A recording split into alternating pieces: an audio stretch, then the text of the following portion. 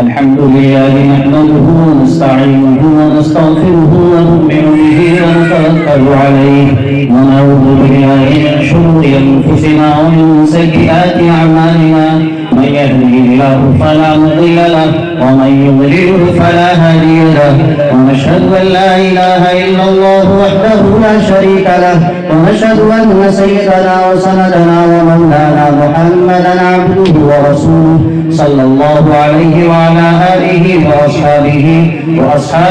وأزواجه وذرياته وسلم تسليما كثيرا أما بعد فأعوذ بالله من الشيطان الرجيم بسم الله الرحمن الرحيم من عمل صالحا من ذكر أو أنثى وهو مؤمن فلنحيينه حياة طيبة ولنجزينهم أجرهم بأحسن ما كانوا يعملون. وقال الله تعالى في موضع آخر هل يستوي الذين يعلمون والذين لا يعلمون إلى آخر الآية. صدق الله ومولانا العظيم.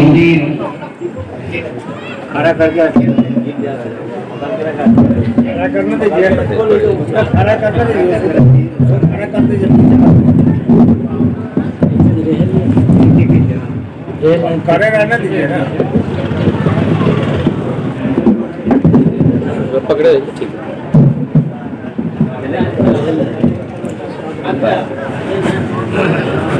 اسٹیج پر تشریف فرما صدر محترم سامعین کرام عزیز طلبہ، اللہ کا بڑا فضل ہوا احسان ہے کہ اللہ تعالیٰ نے ایک بچے کو حافظ قرآن بنایا اور قرآن پاک کی عظیم دولت اس کے سینے میں اتاری، محفوظ فرمایا. یہ اللہ کا بڑا فضل ہے. قرآن پاک حفظ کر لینا، زبانی یاد کر لینا، اس کے الفاظ کو ایک ایک لفظ اور ایک ایک حرف کو زبانی یاد کرنا، یہ کوئی معمولی کام نہیں ہے.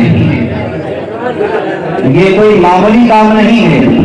اور دنیا کی کتنی بھی بڑی ڈگری ہو،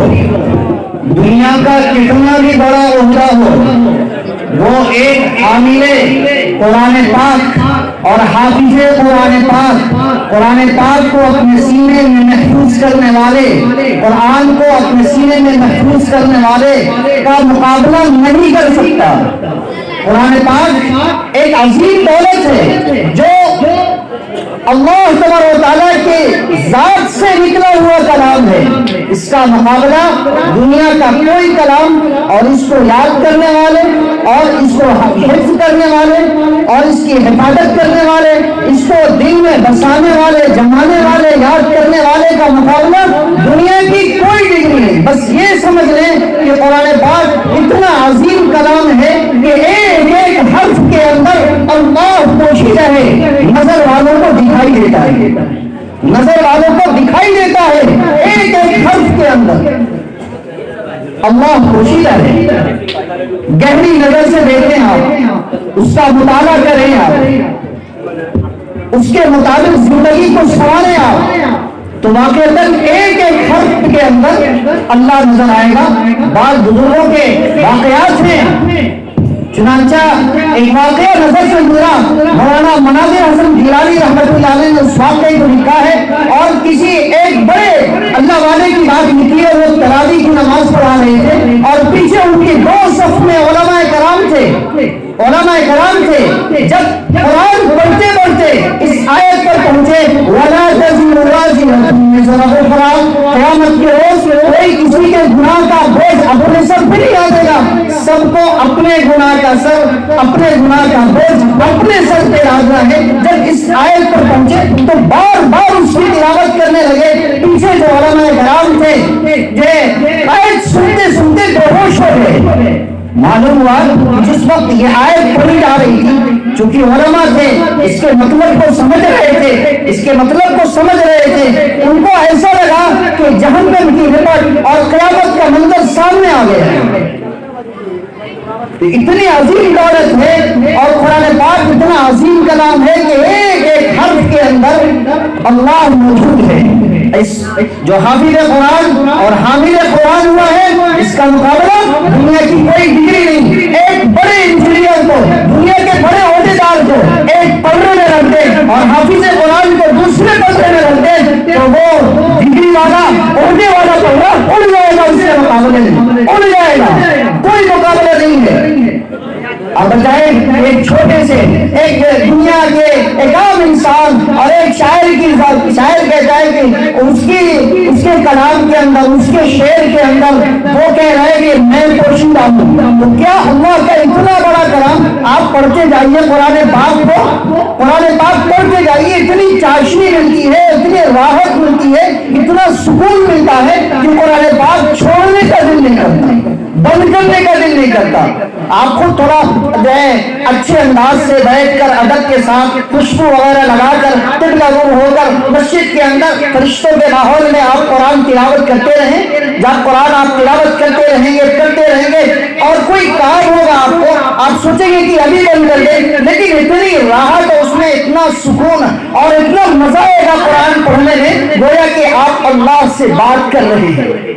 تو یہ کوئی معمولی چیز نہیں ہے. اس لیے قرآن پاک کو حفظ کرنے والے کو حقیر نہیں سمجھنا چاہیے, حقیر نہیں, یہ چند ٹکوں کے نہیں ہیں. اللہ سبحانہ وتعالیٰ نے ان کو بہت بڑا, ان کا مرتبہ اس وقت سمجھ میں آئے گا ہمیں جب ہم قیامت کے روز ہوں گے, نفسی کا عالم ہوگا, سورج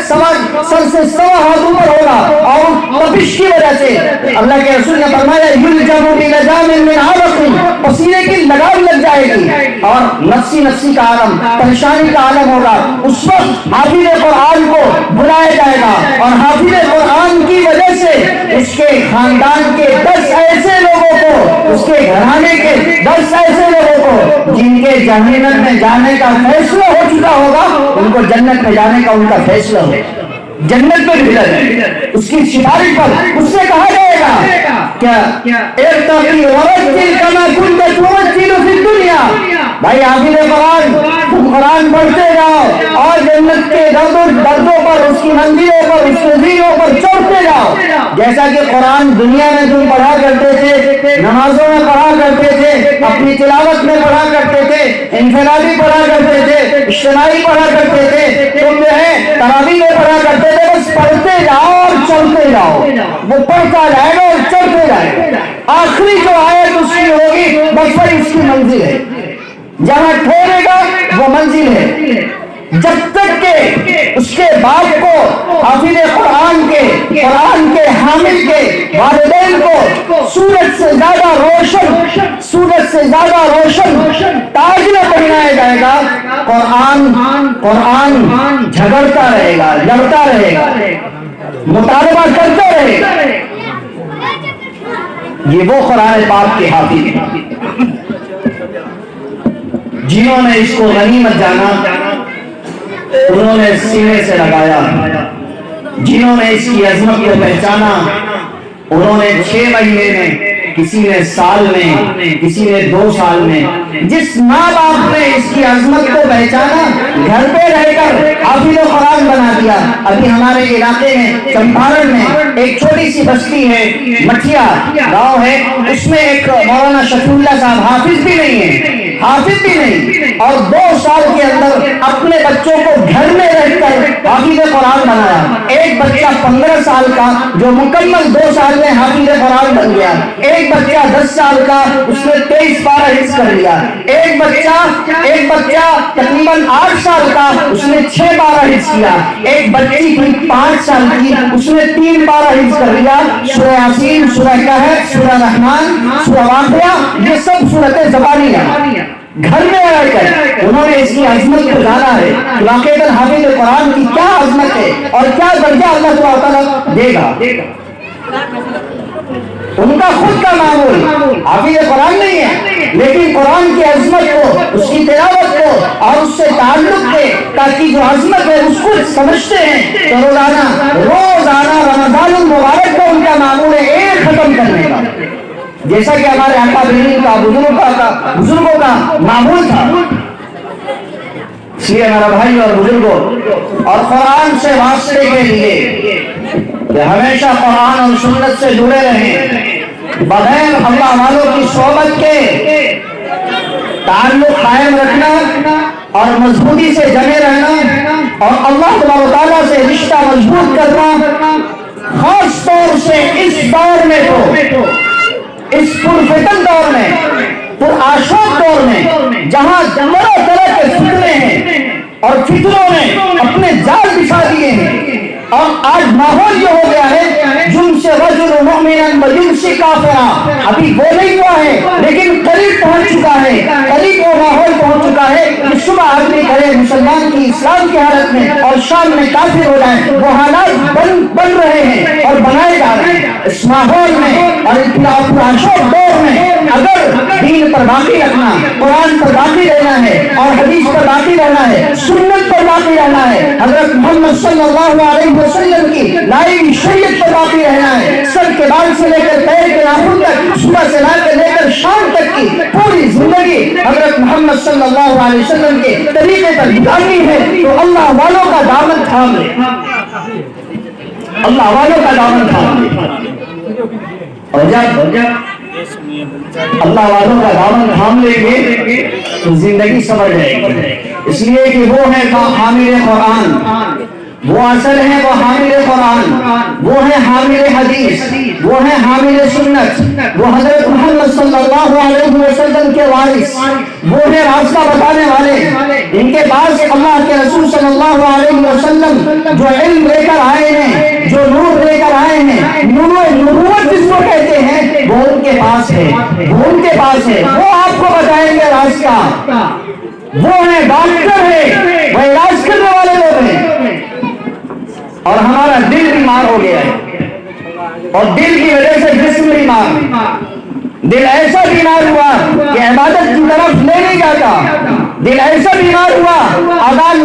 سننے کے باوجود سویا رہتا ہے، دل ایسا بیمار کاروبار میں لگا ہوا ہے، اعمال کی توفیق نہیں ہوتی، دل ایسا بیمار کہ گناہ چھوٹتا نہیں، دل ایسا بیمار، آپ دیکھیں جن کا دل بنا تھا حضرت محمد صلی اللہ علیہ وسلم، یہ اللہ والے ایسے ہی محنت کرتے ہیں جیسے حضرت محمد صلی اللہ علیہ وسلم نے مکے میں جو محنت کی ہے، دل پر محنت کی ہے، ان لوگوں پر جو شراب کے نشے میں ڈوب رہا کرتے تھے، شراب میں ہمیشہ ملوث رہا کرتے تھے، گناہ میں ان کے دلوں پر محنت کی ہے، انہیں سمجھایا ہے جب دل ان کا سنور گیا اور دل کے اندر کلمے کی عظمت داخل ہو گئی، ایمان کی عظمت داخل ہو گئی، اللہ کی عظمت داخل ہو گئی، قرآن کی عظمت داخل ہو گئی، حضرت محمد صلی اللہ علیہ وسلم کی رسالت اور آپ کی عظمت داخل ہو گئی، آپ کی نبوت داخل ہو گئی، تو پھر دل سنور گیا تو ایک دم سنور گئے، صبح سر سے لے کر پاؤں تک سنور گئے، صبح سے لے کر شام تک کی پوری زندگی سنور گئی۔ اب اعلان ہو رہا ہے جو ہمیشہ جن کا پیشہ ہی تھا شراب، جن کا کاروبار شراب جن کی آپ بڑی پوری تھی، بڑی عظمت تھی، اس کی بڑی محبت کیا کرتے تھے، اس وقت جب اعلان ہوتا ہے مدینے کے اندر، مدینے کے گلی میں، اور صرف ایسا نہیں کہ اللہ کے رسول صلی اللہ علیہ وسلم نے ایک منادی، ایک اعلان کرنے والا، ایک عام آدمی اعلان کر رہا ہے کہ سن لو شراب حرام ہو چکی ہے، اب دل سمجھ چکا تھا، کلمے کی حقیقت دل میں اتر چکی تھی، قرآن کی عظمت دل میں اتر چکی تھی، حضرت محمد صلی اللہ علیہ وسلم کی صحبت میں رہ کر تربیت حاصل کی تھی اور دل سمجھ گیا تھا، اعلان ہوا کہ سن لو شراب حرام ہو چکی ہے، جس کے ہاتھ میں شراب تھی اس نے پھینک دیا، جس کے منہ میں تھی اس نے تھوک دیا، جس کے مٹکے میں تھی اس نے پھوڑ دیا۔ اس وقت ایک اعلان پر مدینے کی گلی میں شراب ایسی بہ رہی تھی جیسے بارش کا پانی ہو، بلکہ ایک روایت میں کہ گویا کہ دریا بہ رہی ہو، ندی بہ رہی ہو۔ ایک صحابی شراب 7 مٹکے میں شراب لے کر آ رہے تھے، بڑی پوری تھی، کروڑوں کا مال تھا، ایک اعلان سنا ہے سن لو شراب حرام ہو چکی ہے، اور یہ رسول اللہ صلی اللہ علیہ وسلم نے اپنی زبان سے نہیں بلکہ ایک خادم اور ایک صحابی کی زبان سے اعلان کروایا ہے، ایک صحابی اعلان کر رہے ہیں اور کانوں میں آواز نہیں ہے، پہاڑ سے مٹکوں کو پٹخ دیا ہے، پھوڑ دیا ہے، مدینے کی گلی میں شراب ہی شراب، ایک اعلان پر۔ تو اللہ والوں کی صحبت میں دل سنورتا ہے، دل بنتا ہے، دل سنورے گا، دل بنے گا تو پورا جسم بن جائے گا۔ سب سے جو خرابی پیدا ہوتی ہے وہ دل سے، اس دنیا میں اس دل کے اندر دنیا دنیا دنیا مال دولت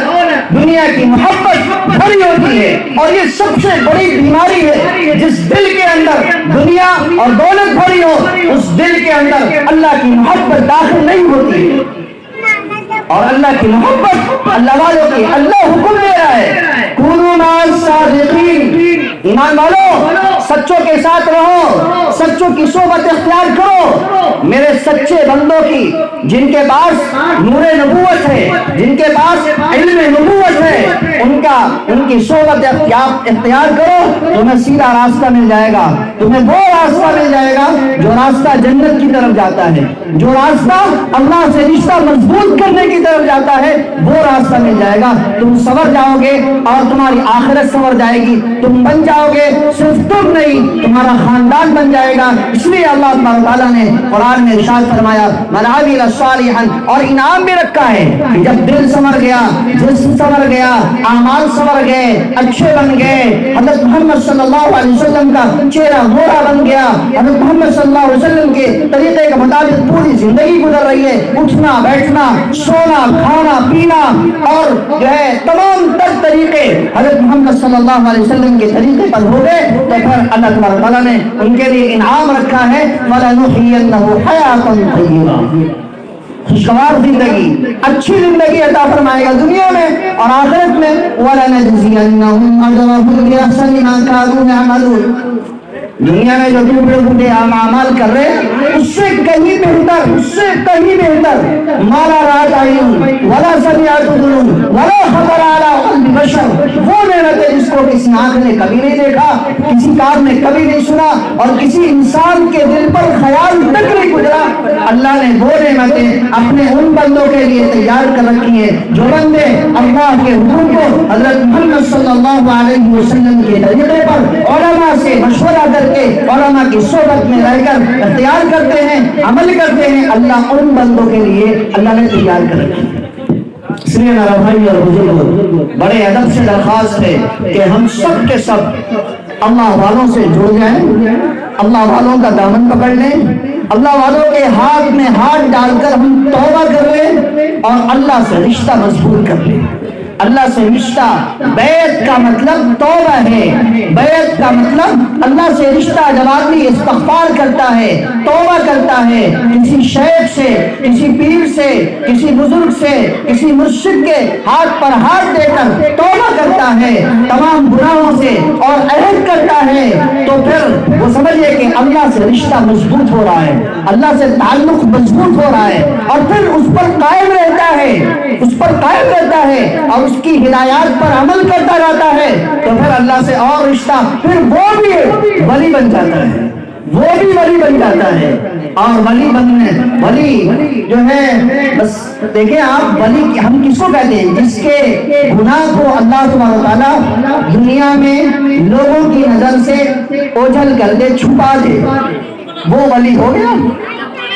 وہ ولی اللہ والوں سے رشتہ جوڑیں گے، گناہوں سے توبہ کریں گے اور اس کی ہدایت کے مطابق، قرآن و سنت کے مطابق عمل کرتے رہیں گے، اس کی ہدایت کے مطابق، تو وہ سیدھا راستہ جنت کی طرف ہو جاتا ہے۔ اللہ تبارک و تعالیٰ اللہ تعالیٰ گناہ بھی معاف کرے گا، اور پھر اعمال کرنے کی وجہ سے اور اللہ والوں سے تعلق رکھنے کی وجہ سے، اپنے سے رشتہ مضبوط ہونے کی وجہ سے گناہوں پر پردہ ڈال دے گا۔ جب پردہ ڈال دیا تو آپ دنیا میں اللہ کے ولی ہو گئے، جو دنیا میں اللہ کا ولی بن گیا، انشاءاللہ آخرت میں بھی اللہ کا ولی بنے گا، اللہ کا ولی بنے گا۔ اور اللہ تو ایمان والوں کا دوست ہے ہی ہے، ان کا نگراں ہے، چاہتا ہے کہ میرے بندے گمراہی سے نکل کر روشنی کی طرف آئیں، گمراہی سے نکل کر ہدایت کی طرف آئیں، تاریکی سے نکل کر روشنی کی طرف آئیں۔ اللہ ولی الذین آمنوا یخرجہم من الظلمات الی النور، اللہ تو ایمان والوں کا دوست ہے، ان کا نگراں ہے۔ اللہ تعالیٰ ان کو گمراہی سے نکالتا ہے، ہدایت کی طرف لاتا ہے، تاریکی سے نکالتا ہے، روشنی کی طرف لاتا ہے۔ اس لیے ہمارا بھائی اور بزرگوں، ہماری پوری زندگی، ہمارے جتنے بھی کام ہو دنیا کے، ہمیں جتنے بھی کام، شادی بیاہ ہو، نکاح ہو، یا اور بھی کوئی فنکشن ہمارا ہو، کوئی اور بھی کام دنیا کا ہو، ہمارا اٹھنا بیٹھنا کھانا صبح سے لے کر شام 60 65 سال 80 سال کی جو زندگی ہے وہ پوری کی پوری حضرت محمد صلی اللہ علیہ وسلم کے طریقے پر گزر جائے، اور پھر اللہ ہم سے راضی ہو جائے، ایمان پر خاتمہ ہو، ایمان پر قائم رہے، ایمان پر خاتمہ ہو، یہی مقصود ہے اور اسی کی ضرورت ہے۔ ورنہ حالات ایسے ہیں کہ آدمی بگڑ جائے، اچھے لوگ، اچھے دیندار لوگ ان حالات کی چپیٹ میں اور ان حالات کی لہر میں، ان حالات کے جال میں پھنس جا رہے ہیں، جو باشرہ ہیں، نمازیں پڑھنے والے ہیں، حالات کے جال میں پھنس کر وہ نمازیں تو دور کی باتیں کلمے سے بھی محروم ہو جا رہے ہیں۔ کلمے سے اگر اللہ والوں سے رشتہ مضبوط نہیں ہوا، اللہ والوں سے ان کے ہاتھ نہیں پکڑا، ان کے ہاتھ پر توبہ نہیں کیا، ان سے جو ہے ہم نے ان سے ان کی ہدایات کے مطابق عمل نہیں کیا، تو پھر میرا بھائی بزرگوں، حالات یہ ہیں کہ ابتداء کی ایک لہر ہے، ہمارے جوان بچے جوان بچیاں وہ ابتداء کی جال میں پھنس رہے ہیں، اور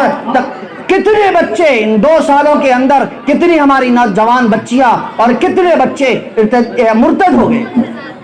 اور صرف یہ ہے، اور صرف اس وجہ سے کہ تربیت نہیں ہوئی۔ آج جو لوگ